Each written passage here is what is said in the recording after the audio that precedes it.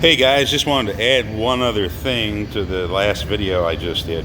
You can see what I'm doing back here, a little different than the other side. You can see I'm drilling out all the spot welds here. And what I'm going to do is I'm going to try to keep this piece on the car so we don't run into the problems we had over there. I know based on looking underneath that in this area here there's some questionable work, and we know the replacement piece that I have is going to be too small because of what I had to do on this side to make it all work. So what I'm trying to do here, or what I'm doing here, is trying to avoid having to piece this off anyway because of fitment issues with the quarter extension that goes on here. A lot of times, like you saw on that side, like I kind of explained on that side, you put these panels on and the aftermarket welds that extension onto the quarter panel. Well, when you go to put your quarter extension on there, it doesn't line up. There's big gaps, or the quarter extension is sticking way out.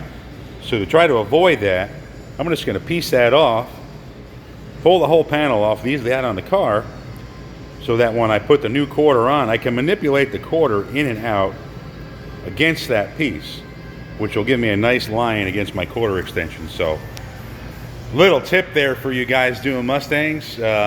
Be careful. I know I've mentioned it in another video.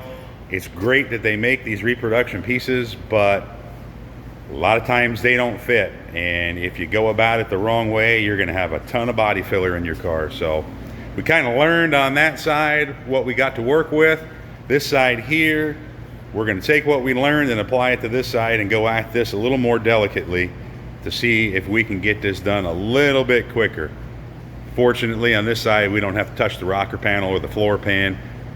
Even though there are some questionable areas in the floor pan, the customer has elected to leave those areas alone because that's another can of worms we don't want to open up. But anyway, just wanted to add to the last video.